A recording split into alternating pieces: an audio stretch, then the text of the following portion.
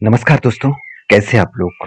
आज मैं हाजिर हुआ हूँ फिर से एक न्यू आईपीओ लेकर। और आज का आईपीओ बहुत इंपॉर्टेंट होने वाला है क्योंकि कनारा बैंक के जो एसेट मैनेजमेंट का जो आईपीओ है वो मैंने पिछले दिनों में आपके साथ शेयर किया था। और आज जो कनारा एच एफ मतलब HSBC जो कंपनी है, जो लाइफ इंश्योरेंस कंपनी है, उसके आईपीओ के बारे में चर्चा करूंगा। पिछले दिनों के आईपीओ में मैंने आपको बताया था कि अच्छा खासा लिस्टिंग गेन मुझे देखने को मिल सकता है, क्योंकि उसका परफॉर्मेंस अच्छा लगा। मगर इस कंपनी के मुझे परफॉर्मेंस उतना खास नहीं लगा। कौन सा पॉइंट्स में मुझे खास नहीं लगा, मैं किस बेसिस में बता रहा हूँ कि इस कंपनी के ऊपर मुझे इंटरेस्ट नहीं है, वो इस सारे वीडियोस के अंदर आपको मिल जाएगा। देखिए, मैं कोई रिकमेंडेशन करने के लिए आया नहीं हूँ, मैं आपको सारे पॉइंट्स आपके साथ डिस्कशन करने के लिए आया हूँ। तो इस वीडियो को पूरा देखिए, सारी जानकारी आपको खुद मिल जाएगा। उससे पहले फॉलो नहीं किया चैनल को, जरूर फॉलो कर लीजिएगा। तो देखिए, ये कंपनी का नाम सबसे पहले आपको बता दूं। कंपनी का नाम आप देख सकते हैं, कनारा HSBC लाइफ इंश्योरेंस। जो बेसिकली देखा जाए तो 2007 में कंपनी स्टार्ट हुआ था। और कनारा HSBC जो लाइफ इंश्योरेंस कंपनी है, नाम से आपको पता चल चुका है, एक इंश्योरेंस कंपनी है। और लाइफ इंश्योरेंस कैटेगरी के काम करते, जैसे LIC हो गया, जैसे SBI लाइफ हो गया, जैसे HDFC लाइफ हो गया। तो इस तरीके से कैटेगरीज में काम कर रहा है। तो ये कंपनी एशिया पैसिफिक जो मतलब कनारा बैंक एंड HSBC इंश्योरेंस जो है, वो एशिया पैसिफिक होल्डिंग्स लिमिटेड के हिसाब से काम करते हैं। तो ये कंपनी काम करता क्या है, इंडिविजुअल लाइफ इंश्योरेंस कराता है, चाहे वो सेविंग्स हो, चाहे वो इंडाउनमेंट हो, चाहे वो टर्म प्लान्स हो।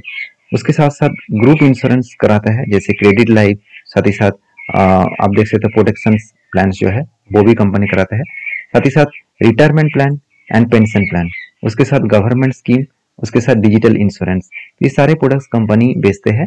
तो देखिए, जिसका ऑब्वियसली इंश्योरेंस के हिसाब से देखा है तो इंश्योरेंस कंपनी हमेशा सर्वाइव कर इसीलिए करते हैं क्योंकि लोगों के मन में एक पॉजिटिव थिंकिंग ये होता है कि कुछ करने करे, एटलीस्ट कोई भी लाइफ इंश्योरेंस तो कर ही लीजिए। तो लाइफ इंश्योरेंस का नाम आते हैं, हमेशा लोगों के मन में LIC आ जाता है। तो उसके बाद अभी बहुत सारे प्राइवेट कंपनी उस जगह पे मतलब खुद के मतलब एक पहचान बना रहा है। तो उस बेसिस में इस कंपनी का भी पहचान कितना है, चलो वो भी देख लेते हैं।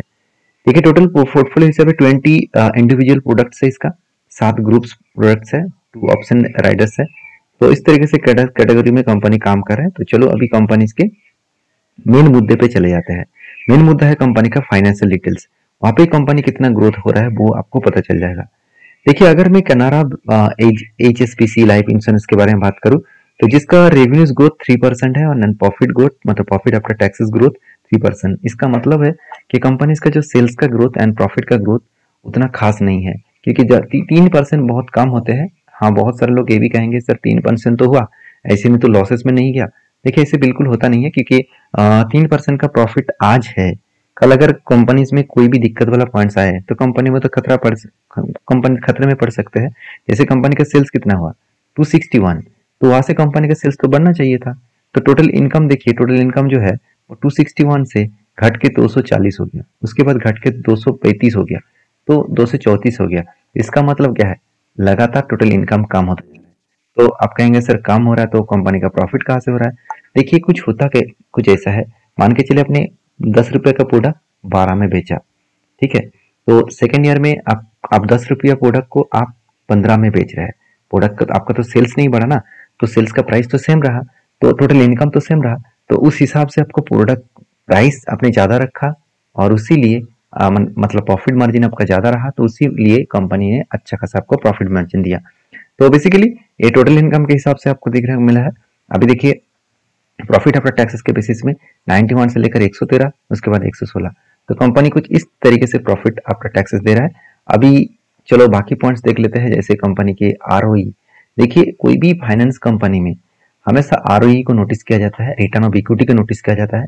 जो माना जाता है एटलीस्ट 15% के ऊपर हो तो ठीक है, अगर 20% के ऊपर हो तो अच्छा माना जाता है। तो यहाँ पे तो 7.5% है, तो कंपनी की यहाँ पे परफॉर्मेंस उतना खास देखने को नहीं मिला।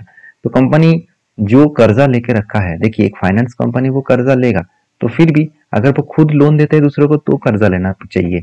अगर दूसरों को लोन नहीं दे रहा है तो फिर भी वो कर्जा इतना ले रहा है, तो मेरे हिसाब से एक रिक्सी कंपनी है। देखिए, जो मान के चलिए एक बैंक क्या करता है, खुद पहले लोन लेता है, उसके बाद दूसरों को लोन देता है, उसका काम ही कुछ ऐसा है। मगर इंश्योरेंस कंपनी को लोन लेने का जरूरत क्या है, वो तो खुद दूसरों से पैसा लेकर उस पैसे से वो मार्केट में मतलब काम करके उस पैसे से वो इंश्योरेंस जो लोग क्लेम करेंगे जिसको इंश्योरेंस को पेमेंट करना है उसको पेमेंट करता है। इसमें खुद का पैसे की जरूरत तो उतना ज्यादा नहीं है। तो इस हिसाब से देखा तो कंपनी यहाँ पे ज्यादा कर्जा लेके रखा है जो इनकम से बहुत ज्यादा है। तो यहाँ पे मुझे वीकनेस पॉइंट लगा। तीसरी बात, ये पूरा के पूरा पैसा ऑफर फॉर सेल है। मतलब ये सारे पैसा जो मार्केट से उठाने वाले हैं वो सारे पैसा खुद के जेब भरने में यूज किया जाएगा। मैं ऐसे बात क्यों बता रहा हूँ, चलो वो भी मैं आपके साथ शेयर कर लेता हूँ। जैसे देखिए 2500 करोड़, तो 2500 करोड़ का जो टोटल मार्केट से वो उठाने वाला है वो टोटली ऑफर फॉर सेल है। बहुत सारे न्यू लोग हैं जिसको पता नहीं ऑफर फॉर सेल क्या होता है। मैं आपको एक बार बता दूं, ऑफर फॉर सेल का मतलब होता है कि जितने पैसा वो मार्केट से उठाने वाले हैं वो सारे पैसा इस कंपनी के जो शेयर मतलब जो प्रोमोटर है, मतलब जो लोग इन्वेस्टर है, तो उसके जेब में जाएगा। वो खुद के शेयर बेचकर वो पैसा लेना चाहते हैं कि वो इतने दिनों से वो इन्वेस्टमेंट करके रखे हैं, उसको पैसे की जरूरत है और वो भी कुछ पैसा कमाना चाहते हैं। देखिए हमेशा आईपीओ हाई वैल्यूएशन में लेके आते हैं। देखिए यहाँ पे 140 क्वांटिटीज आपको एक लॉट में दिया जा रहा है और 100 से लेकर 106 रुपीज के प्राइस बन रखा गया है। तो आपको तो सस्ता लगेगा, सस्ता देखने से कुछ होगा नहीं है। कंपनी के प्राइस वाइज आपको देखा जाए तो कंपनी में थोड़ा सा रिक्सी टिकी पॉइंट्स हो सकते हैं। अभी देखिए रिटेल पब्लिक के बारे में बात करूँ तो 140 मतलब एक लॉट की कीमत के हिसाब से 140 मतलब 14,840 के आसपास आपको यहाँ पे एक लॉट के हिसाब से कीमत मिल जाएगा। बेसिकली ये जो कंपनी है यहाँ पे